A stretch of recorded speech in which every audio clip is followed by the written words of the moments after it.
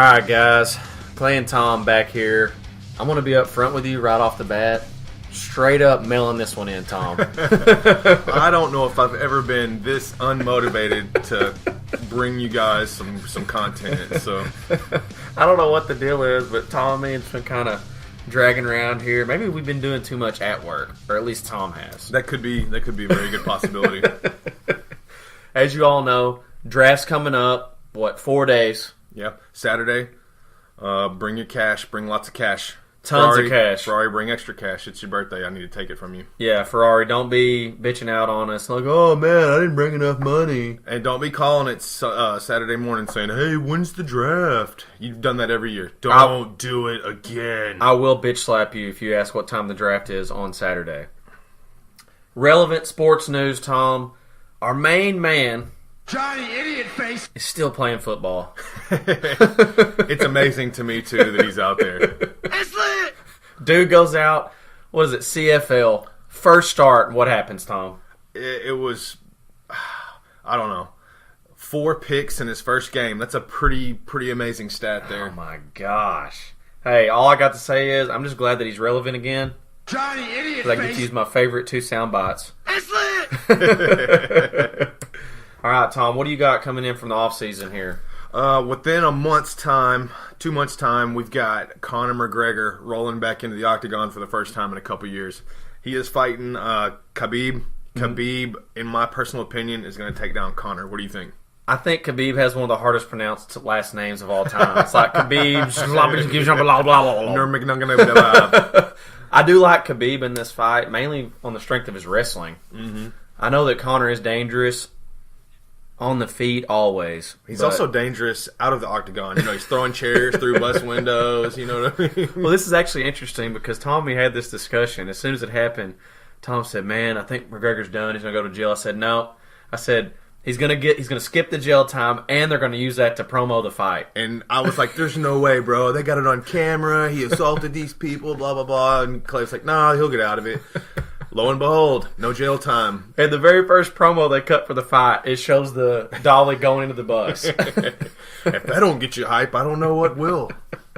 On my end, our boy Eric getting married this year. Coming up in a couple of months. Should be interesting. Congrats, Eric, on getting married. He used to make fun of me all the time for being tied down, and now it's, kind of a weird story. But yeah, it's kind of the opposite at this point. Right. I'm free to do whatever I want. Well, you know, he actually plays a hell of a lot of golf, which is good. Yeah, it is. And it's like, what'd you do yesterday? I played golf. What'd you do yesterday? I played golf. What'd you do the next day? I played golf. What'd you do this weekend? I played 4 rounds of golf. After the ring gets on it, though, what's going to happen? Yeah, that's true. That's true. Might be tied down a little bit more, huh? Speaking of golf, our main man, Tiger Woods, is back in action as well. Second in the PGA Championship. Dude, that was awesome. I really thought he was going to make a push to win. He did make a push. He just didn't have it all there, but he was really close. The crowd was huge, and the local Perkins had a 5,500% uptick in business. No joke. Do you guys want to go to Perkins after this? It's on me. As Josh alluded to in the text message yesterday, Clay's one-man lineup of Flash Gordon is in serious jeopardy. Dude hadn't practiced in like a month. I saw something else on Josh Gordon. Since he hadn't been paying child support, he could face some jail time. So let's hope that he makes it out on the field. Yeah, I really need to, because my whole draft strategy is basically draft Josh Gordon. That's it. I've watched some of his workouts. Dude is jacked. He's a monster. And this is what I'm thinking. He may be waiting for all the testosterone levels to go down before he reports to camp. He probably is. I remember that meme that they sent out of the Patriots receiver that got busted for PEDs, and he's tiny. And then Gordon is smoking weed, and he's just jacked. It looks like a professional wrestler. Was it Edelman? Yeah. Yeah, Edelman. 5'8", on steroids, 185 pounds soaking wet. All right, guys. In an effort to keep the content multicultural, if you will, we decided to bring Josh's favorite league player, Cody, in to see what he thinks about the league. Cody, welcome. What do you think about the league, Cody? What's going on this year? It doesn't matter what you think! Oh, Cody, thanks for your input there. We really appreciate that. Now there's only one thing left. A Thunder Cookie.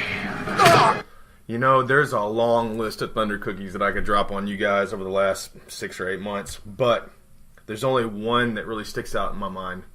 And I have to drop this on our favorite spot, Fox and the Hound. You know, I don't know if it was their fault, the owner of the building's fault. It doesn't matter. It's just messed up. Now we had to go through and find a new place to kick it and hang out. We actually have to pay for this one.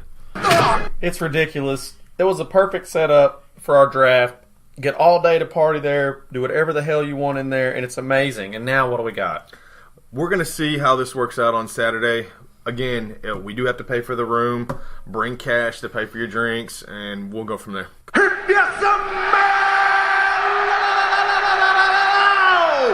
Clay Jones Is cooking. Now, Tom, I had several numbers worked up for today, but our main man Josh kind of jumped in yesterday on the text message with some preliminary numbers. So I'm going to start there. Well, Josh came with some good stats, some really, really excellent stats. So what we suggest from now on is each week, Josh prepare the stats. That way you and I don't have to. Yes. What do you think about that? So, Josh, you keep doing that. I'm just going to glean a little bit of information that we learned. We learned that, one, Cody is officially the worst and most unlucky team in the league. Correct. Most points against and least points for. We learned that Spencer is the most average person in the league with a 22-20 record. Here's another good one. Cromer seems like he's always in the playoffs. His overall winning percentage, 69%. Hey, the Gronk approves, my man, but you can't do it 4 years in a row. Josh, winning record, 666. That's appropriate. Yeah, pretty evil. Clay's going to dominate with his one-man lineup. Yes, That'll for sure. be interesting. We got that. Ferrari, the Jeff Fisher Award. That's 7-9. That's my favorite one. Ferrari has averaged a 7-9 with no winning seasons. One of the new rivalries that's about to pop up this season is the Clay and Tom rivalry. Apparently, there's only 2 wins separating both of us. So, I thought I was the worst team in the league, and somehow Tom is almost as bad. right.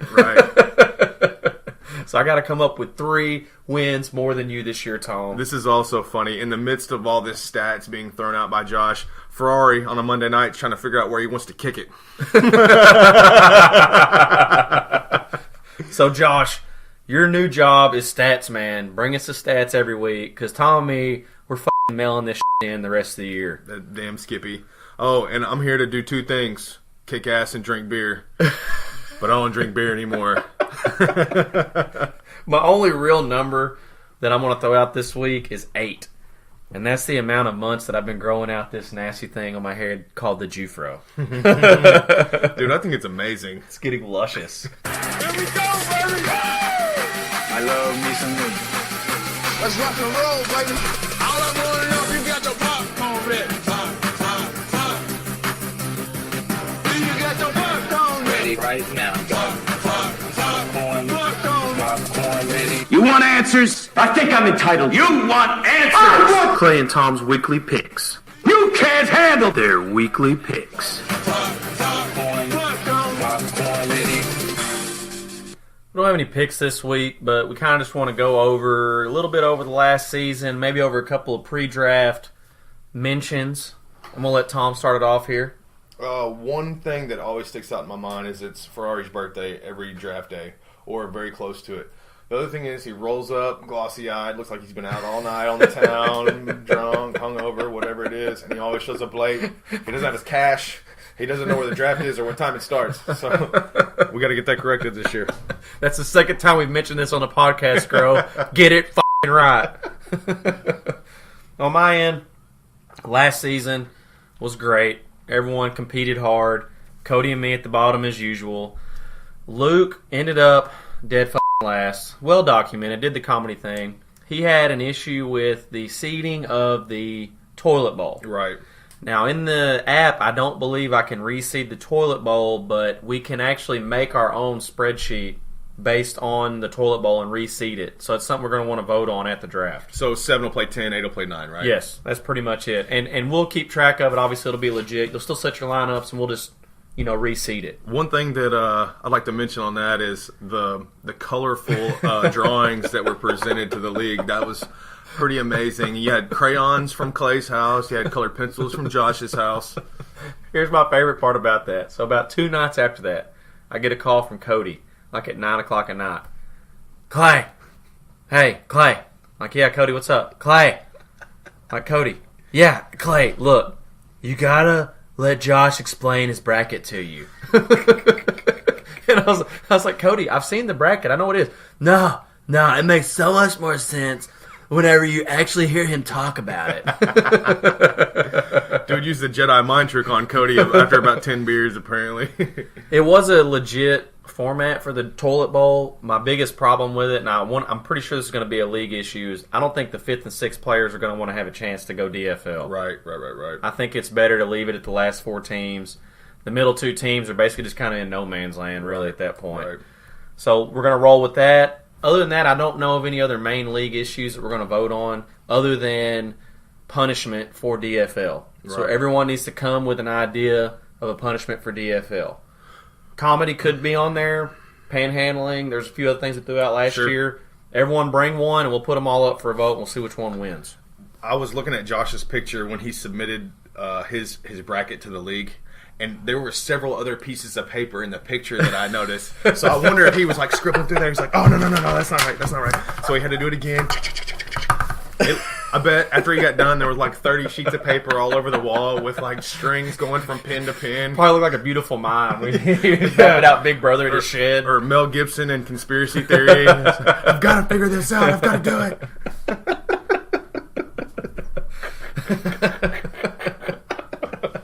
All right. As we talked about a couple of times, draft is Saturday. Dave and Buster's, 11 o'clock. Don't be late. Bring your cash. Yeah, we will have access to free Wi-Fi as well, so feel free to bring your computers. We're going to have a big screen TV in there. We're going to have a draft kit. They're also going to be serving lunch, buffet style, sliders, wings, and pretzel dogs, and some fixings. So at a minimum, $25 per person for lunch and 2 drink tickets. And then we always buy extra beer after that, so I don't think we'll have any problem hitting the limit there. But make sure you bring your cash, because I've got all this on my credit card. I'm going to need you guys to pay for your tabs. Right. You'd keep your mouth shut if you knew it was good for you, buddy. There's been a little bit of smack talk here and there. Nothing really over the top this summer. It's been pretty quiet for the most part. So I'm going to go off the cuff here, and I'm going to say really like the winner of the smack talk has been fucking Angry Nurse. Here I am. Tried to make a play on her at the wedding. I got shut down. Like, immediately shut down. Luke was hee-hawing over there. I was like, hey, what's going on? She's like, oh, I'm just into, doing Orange Theory and stuff like that. And I was like, man, Orange Clean blows. And she goes, I'm into fitness. And just turned around and ran off. Yeah, I saw this go down. I was like, whoa. Well, fast forward a couple months later, we're sending some texts out. Chris is out there flaunting it. Hey guys, I got 2 girls in bed with me. Angry Nurse has been getting me all summer long, blah, blah, blah, blah. And I'm like, well, hey, hit her with the usual, man. 12-inch dong, 6-figure income, 750 credit score. I mean, how's the credit score not pulling her in? She's like, Dad, I got an 800. Bullshit. I call bullshit on that as soon as it came through. I was like, that bitch is lying. So, Chris, note to self, you're on blast, bro. If you're going to bring some to the party, bring enough to share, bro. Don't leave me hanging. It's a bold strategy, Cotton. Let's see if it pays off for him. And now, it's time to unveil a new podcast staple, Tom. This is riveting. I've really been looking forward to this for the last couple of weeks. I just cannot wait for this. Y'all have asked for it, and we're delivering it. Okay. Hey.